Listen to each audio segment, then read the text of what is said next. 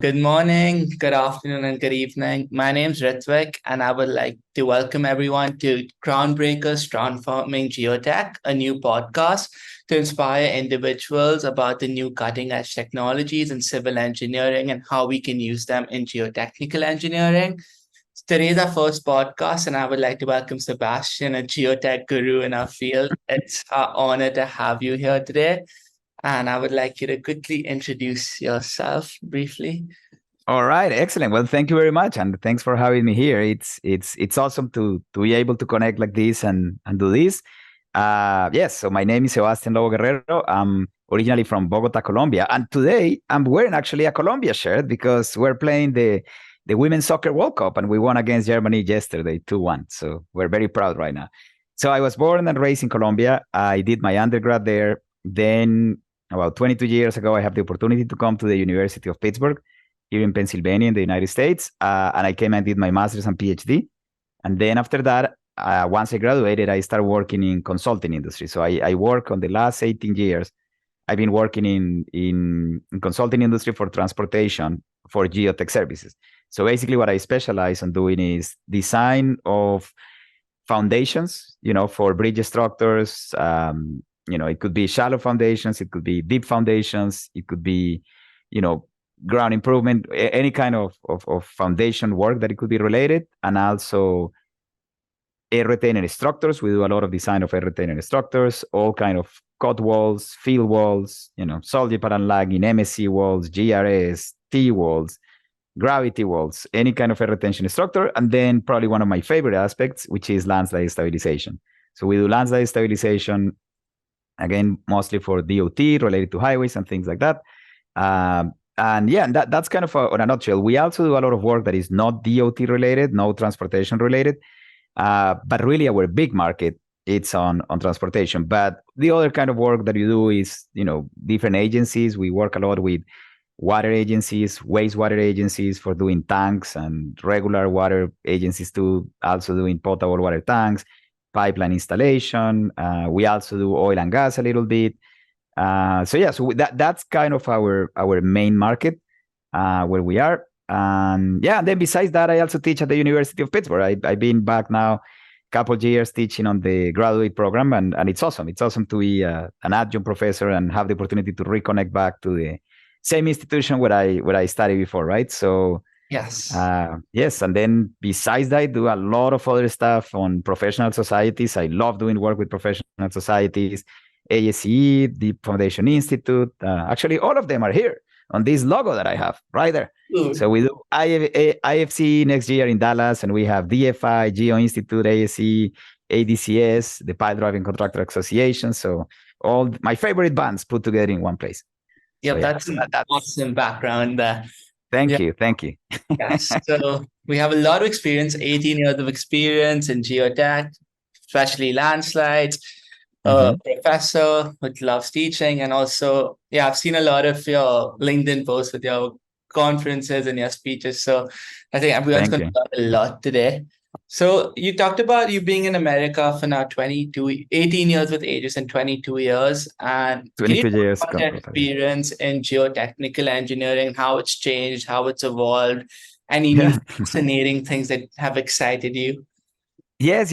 No, this is great. I mean, there has been, it's exciting to be in geotech engineering because it's a field that keeps changing, right? And it's a field that keeps evolving. And to me now, I mean, obviously keep in mind my career, let's say if I count from the moment that I came here to the US 22 years ago, it's small compared to many of my colleagues that have 40 years, right? 50 years. But even if 20 plus years it's still considered a discrete amount, it's a lot of changes, right? In many aspects. So the ones that probably have impacted the most is it's software, right? Like we have evolved a ton on software. I mean, when I start doing, let's say in slope stability, when I start working with slope stability, we used to have previous versions of great programs, right? That, for example, PC Stable, developed at Purdue University. We used to have, the beginning of W Slope. I think Rock Science was starting. That software has taken on steroids right now, right? I mean, you have Rock Science, for example, being an amazing company. that now produces so many packages and so many things. The cost of the software has also come up a lot. The initial packages that we have were free, especially if you're in Colombia where copyright didn't even exist at that time. So, we used to have these free programs, right? Or not free because, they were not supposed to be free. But I mean, the software was extremely affordable. I mean, you could buy a license for like, not even a license. It was just a CD for like $1,500 and you could use it for 10 years. Now it's different, but it's a whole different game. I mean, I'll give you that the software also evolves. The capabilities are great. They're completely integrated, right? We used to have like separate CDs for every program. Then the software started having like these keys, right? So you have like a USB key that you have to put on your computer, right? Before that was a printer key that you used to put on the printer at the back of the. Wow. So we start having all these keys, and then at some point in the company, I used to have all the keys. I manage all the keys, and I have a box, any program that you wanted to use, and then it's plenty of programs, and you come and take the key. That evolved, right? Then all start integrating. Then we have network licenses, and obviously the versions now evolve every couple of months. You don't even have to do the updates. You just pay like annual subscriptions, and the same thing when you talk like Final Element, Plaxis, and it's exciting. I mean, it's exciting to see how that evolves and how how the tools that we have allow us to do a lot more. I mean, with all that, and don't take me wrong, I'm a big fan of numerical modeling, but I'm also a big fan of basic physics and basic understanding of things, right? So even though we have a lot of computational capability, we never have to get too away from doing a simple free body diagram and some summatory of moments, summatory of forces on X and Y. But it's good. I mean, the more tools that we have, the better, right? And we just need to be careful on how we use them. So that has been extremely exciting. And I guess the other part that has been extremely exciting is what we were discussing the other day with a couple beers here in Pittsburgh, right? Which is the changes on the instrumentation, because I think that to me has been remarkable. I mean, instrumentation is something, and I know that's the market that you guys are. That has been a game changer. I mean, when I started my career, instrumentation was something that was probably seen as a luxury that you could have. It was also very, very associated with research, right? So it may have been that you have instrumentation because this is a research project that is being done with an academic institution, with something like that. And then it started becoming something that is not, right? And it also is not a commodity anymore. I mean, it's not like I have a very rich owner on some project and I'm just going to use it. I mean, I think the value of instrumentation started becoming more clear, right? And in reality, it's completely connected what should be, right? I mean, Terzaghi and Peck, when they invented the observational method, it's exactly for that, right? I mean, geotech is something that you have a few variables and you try your best to estimate those variables, but you are never, because the nature of what it is, right? This is not a structural design. This is not concrete and steel that we know the properties perfectly, right?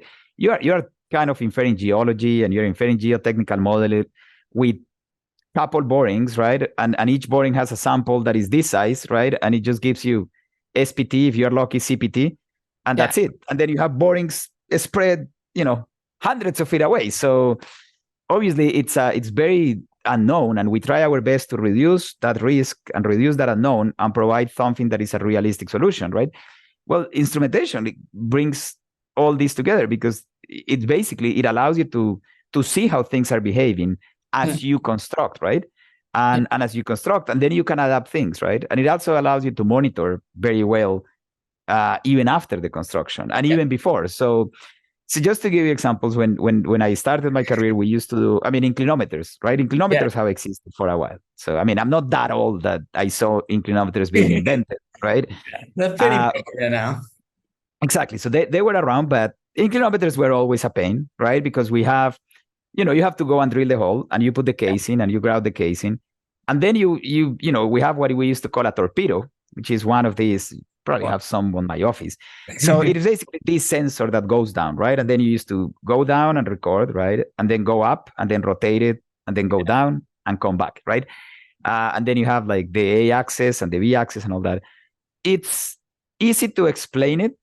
It's a pain to do it. And anyone that have to walk a hill with the cable of the sensor on their shoulder, right? On his or her shoulder, go up and go and do that this way, that way, and A, B, and all that. And then at the end of the day, what? You have nothing. I mean, you basically have a lot of data recorded, but you don't even know how it looks.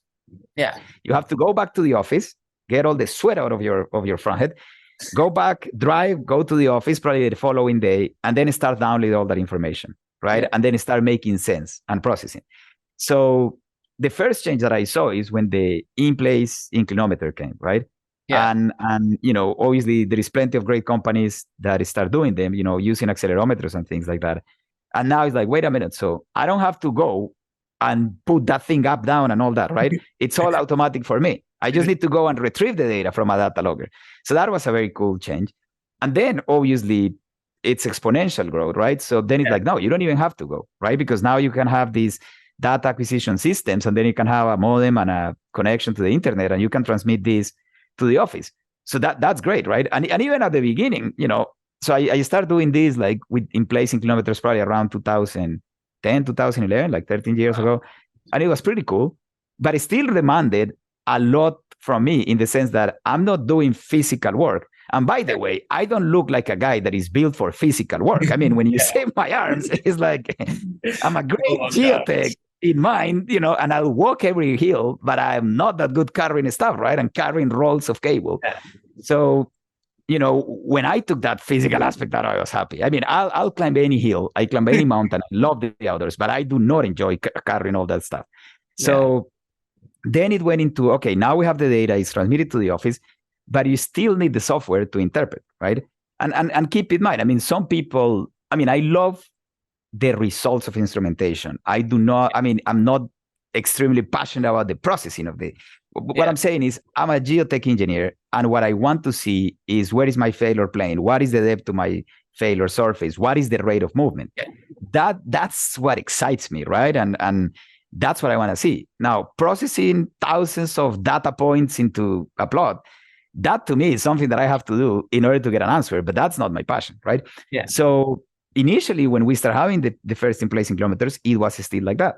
We still have to process the information to get the answers. And there is great software like Campbell Scientific that we used to use. It definitely makes your life easier, but it still involves a lot of your time doing that, right?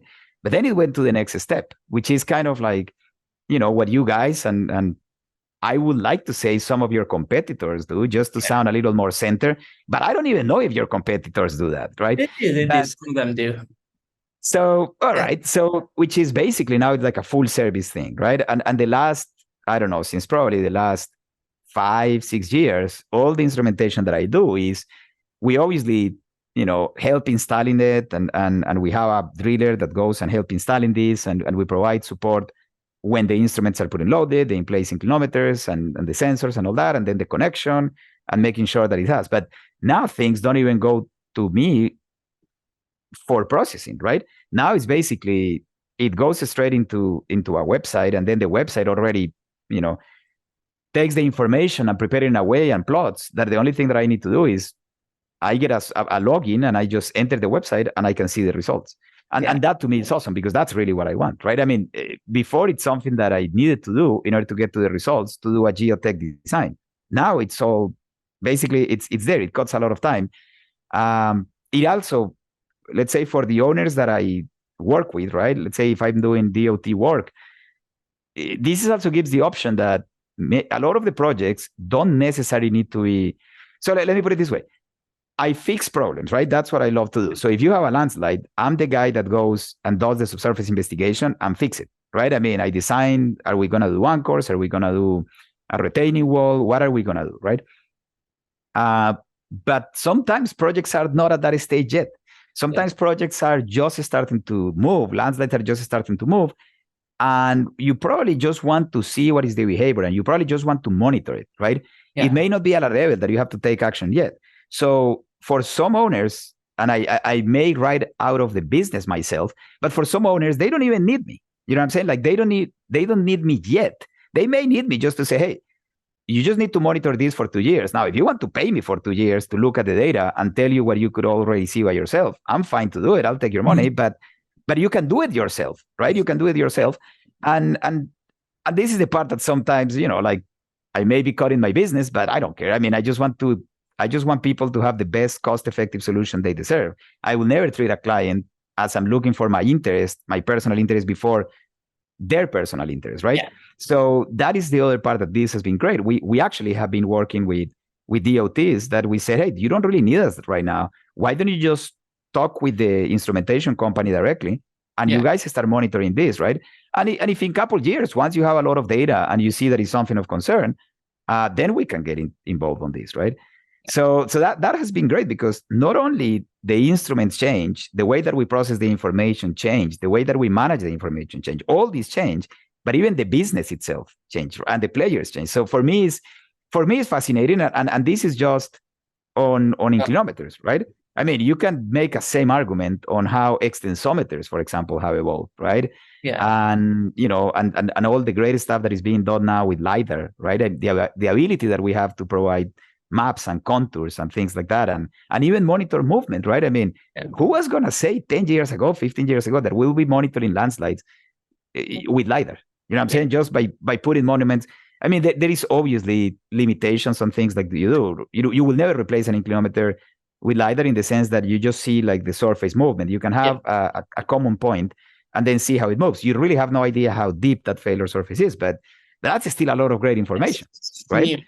And even So, what and drones do now, like you can do so much that you never thought you would do.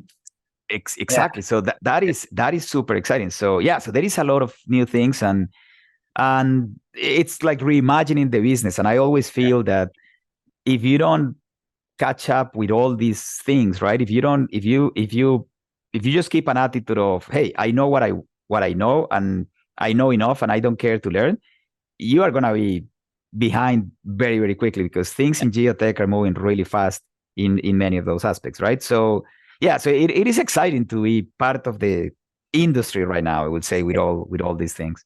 So becoming like geospace tech, because there's so much tech coming in. Absolutely, yeah. Yeah, so you mentioned like data and how like it's become a lot easier with data coming in on, for example, how the inclinometers is measuring lateral movement underground. So how do you think that engineers can utilize this data more, and the value of data, especially for bigger projects and even small critical landslides? And do you have any visions of how AI could help in the future? Yes, I think a lot. Yeah, and this is something that I talk a lot with friends, because this kind of takes us, man. This is a funny comparison, but it takes us almost to like the caveman days, right? Yeah. So it's all about having freedom and having time. So as we were mentioning before instrumentation was 90% of the time that you use in instrumentation was getting the data, right? I mean, it was the complex process that I was saying of going to the field, doing this, gathering the data, coming to the office, interpreting the data, processing the data, doing all that. And finally, after all this, you spend so much time and you finally get your curve, right? And then at that point, it's like, okay, my failure plane, it's 15 feet deep and it's moving at this rate, right? Now, you know that instantaneously, right? Now you don't have to spend okay, I'm kind of exaggerating, but you don't have to spend that much time. I mean, you will have that access immediately. So now you can, what you can do is that then you can spend the time on what you really are supposed to spend your time, which is, finding the solutions of things. Let me put it an example.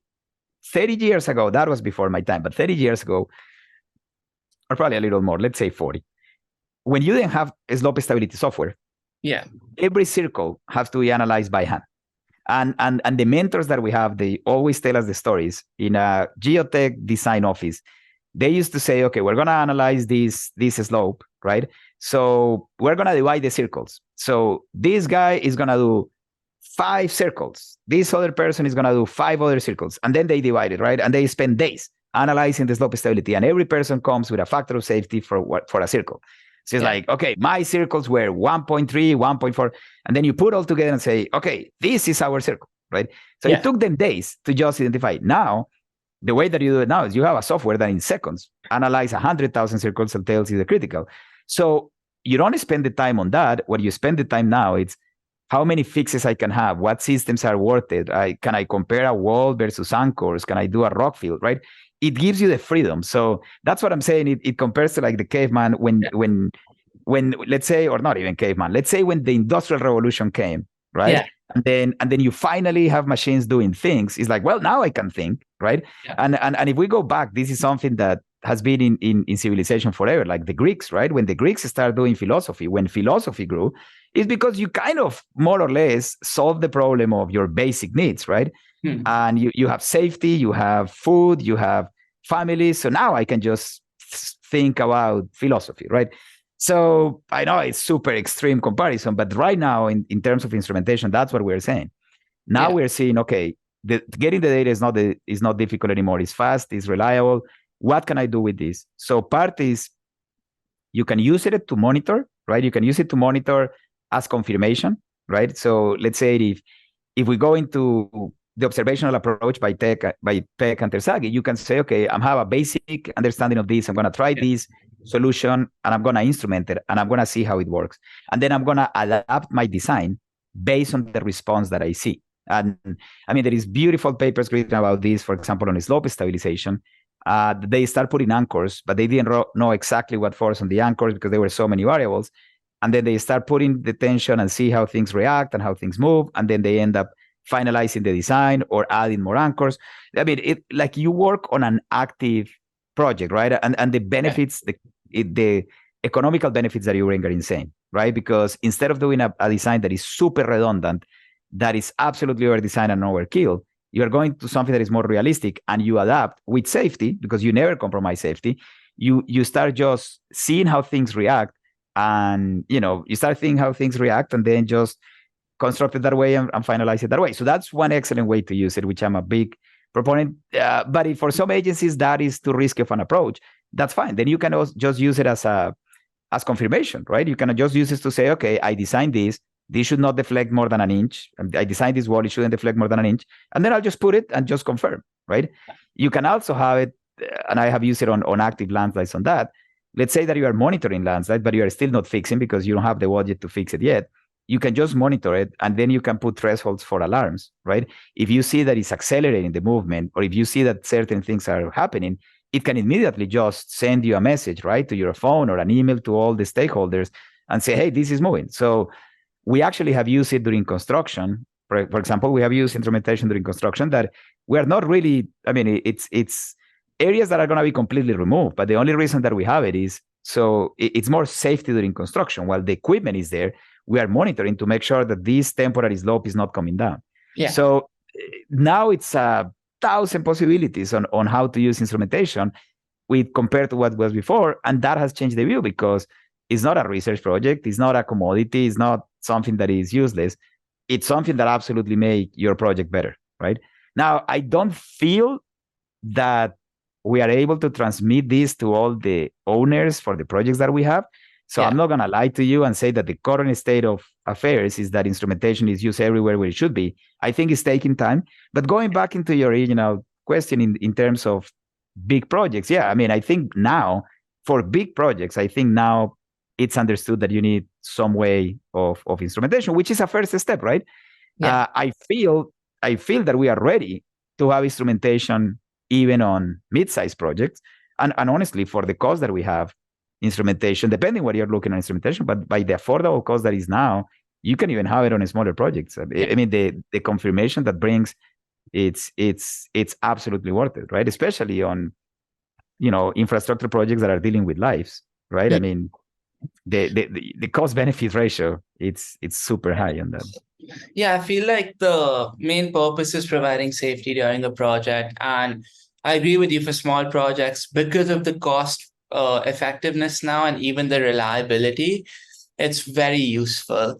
And it's now a mature industry. It's not a baby anymore. And like you've given so many examples and so many ways that people can use instrumentation now.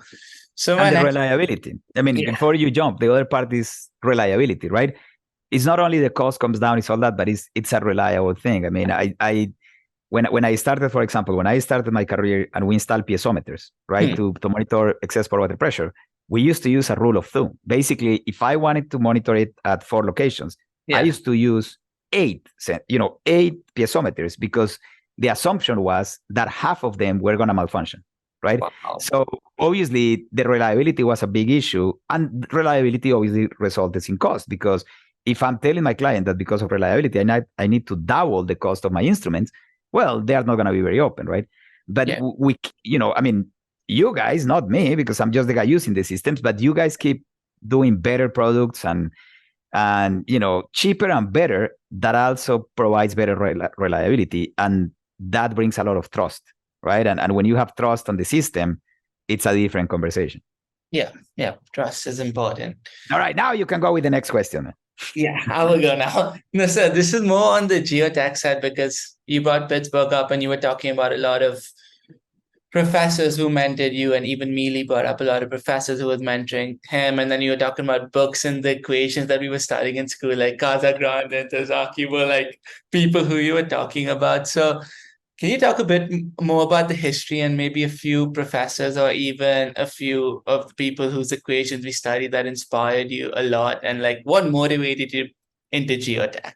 Yes, no, thank you. That's a great question. Yeah, so we have the privilege right now that we live in a time in geotech that when you look the history of geotech is not that old, right? Yeah. I mean, if you are looking in the history of, I don't know, mathematics or something, you go back generations and generations. When you go into geotech, Carl Terzaghi is the inventor of geotech, right? So Carl Terzaghi, he was born in Prague, but that time Prague was part of Austria, and then he traveled around, and he came to the States, which is amazing. So he graduated in Graz. He studied in Graz, which was considered to be part of Austria at the time. Then he worked in Vienna for a little bit, and then after that, he got his, when he had his undergrad and all that, he came to the States with his own money, right? Because he wanted to see construction of dams. He was obsessed with construction of dams, and he really thought that he was going to learn a lot. So he came to the States, and he spent almost 2 years traveling with his own funds until he absolutely ran out of money. He even worked as a helper for installation of blasting on the Pacific Northwest, trying to get some money. But anyway, he went back, and then World War I comes along. He ended up going to he fought on World War I. Then he ended up being sent to Turkey, what is today Turkey, and obviously he started with the Royal Academy, and then he ended up going to Roberts College, and that's when most people obviously believe is the beginning of geotech, right? And then he created consolidation equation and all that. That lab is still there, and everyone can go and visit it. Then he comes back to the US, he comes to MIT, he starts the program, and then, he's literally just creating this, right? So he has the equations consolidation, and he has adapted some stuff. I mean, he took Rankine and Coulomb, which are, Rankine, I believe, is like the 1800s, and Coulomb, I believe, is the 1700s, and the air pressure distributions, and he kind of adapted those concepts, and he put all these. But he really started getting something going, and MIT started becoming kind of the leader on that. So that's his second adventure, and then goes back to Vienna. He finally goes and teaches there as the big professor he was. World War II comes along. He works a little bit. He actually had the chance to meet Hitler, and and then he see how that is going, so he comes back to the States. So he goes back to the US, and there is a beautiful book, fascinating book by Dick Gottman that is called The Engineer as Artist, and it's basically that biography, and it's all these projects that he does. And the amazing part is everything that we're talking, it's not that long ago. It's like 80 years ago, right? I mean, it's like, my grandfather, your grandfather could have met him. So I actually have some of the treasures. I have right here, I have first editions of, Terzaghi's Theoretical Solid Mechanics, very famous book that he did. And I also have a first edition of Solid Mechanics in Engineering Practice by him, Casagrande, by him, Peck, and eventually Mesri ended up getting there, but the original was him and Peck. So, so there is this, let's say, older history, right? So you have Casagrande, you have Peck, you have him. Obviously, if you look in the UK, there is also great history, right? Skenton start coming. I have the chance to meet Ralph Peck. So what I'm saying is, this is not that far. You know what I'm saying? It's like, so you have that generation, but then you have a second generation, which is the one that we had the chance to work with, right?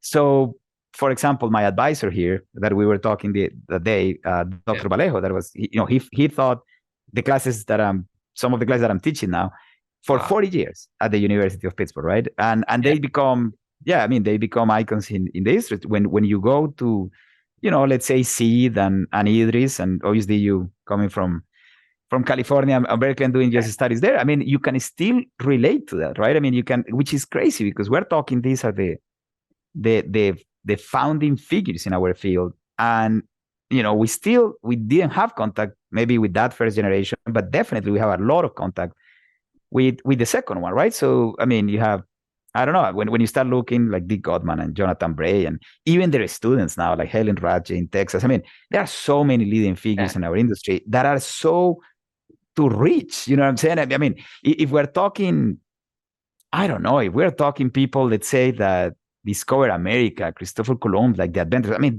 that's like 500 years ago, right? Like, who cares, man? Like, who knows?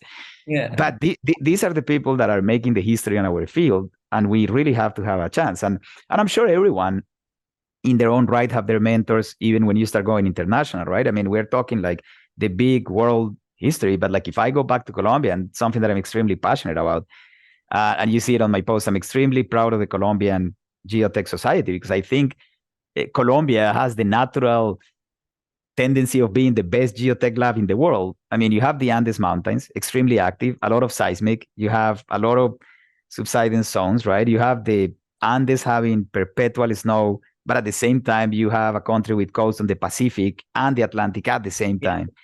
And, you have Bogota, the place that Bogota, the place that I was born, it's 1,000 feet thick clay deposit.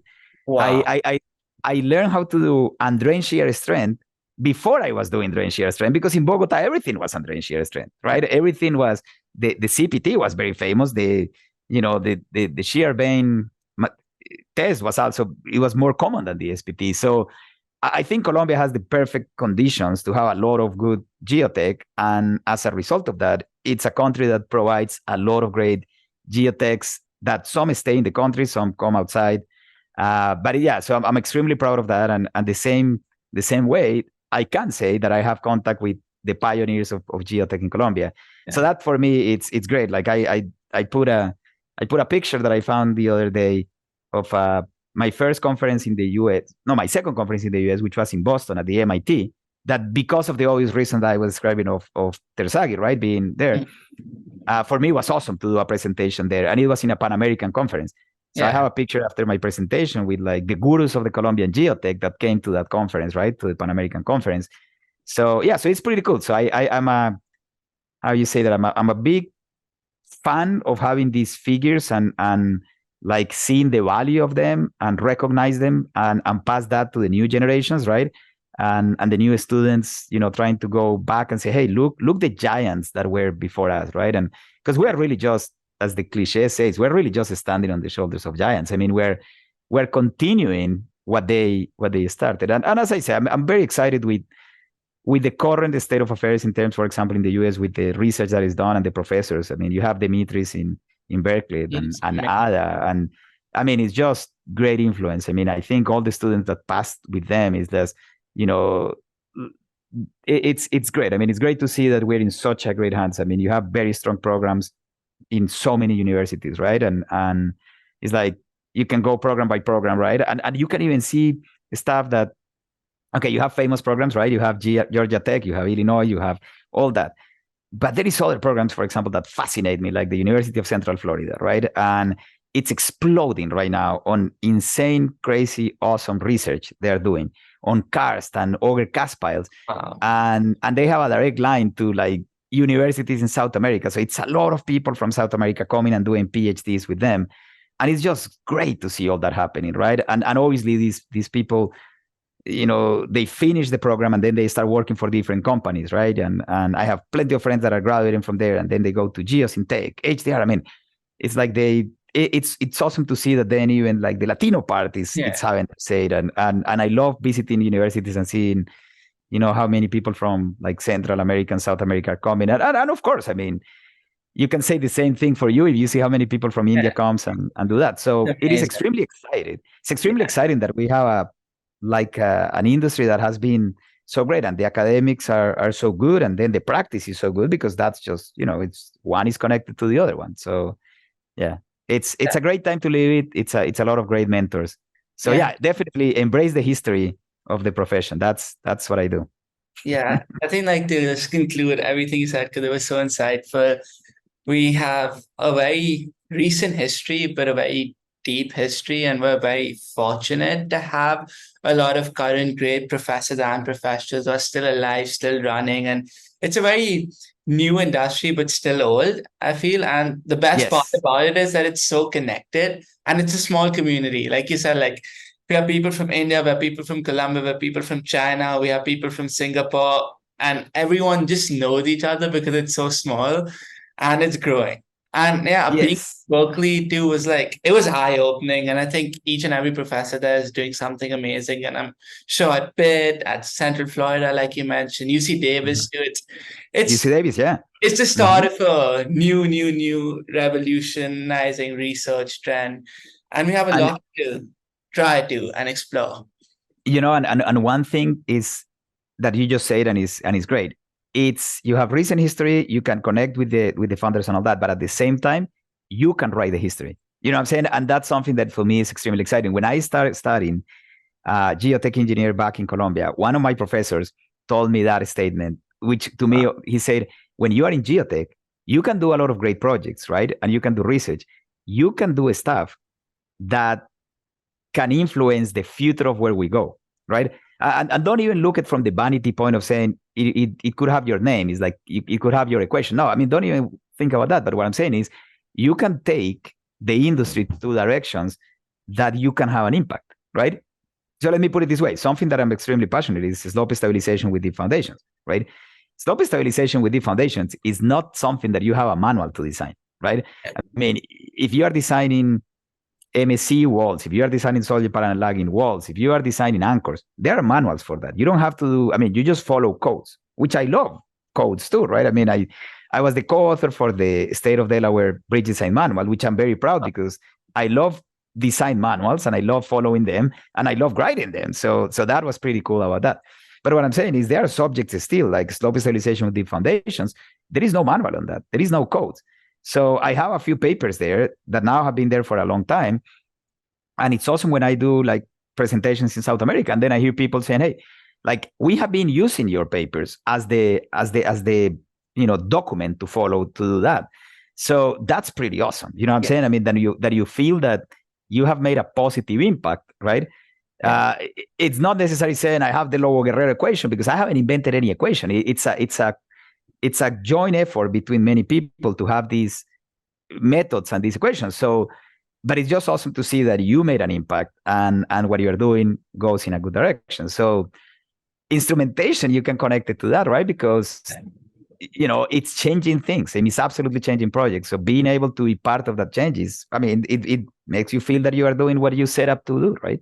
Yep. It's all about impacting people and helping people at the end. And we have a big opportunity to do that. And we make sure the foundations for buildings are strong and the landslides are stable. And we have a big role to play. And it's a very interesting industry as we go forward. No, I agree. Yep. So I think that was the last question or topic of discussion. Thank you All so right. much for giving me your time. And it was a great start to Groundbreakers transforming geotech.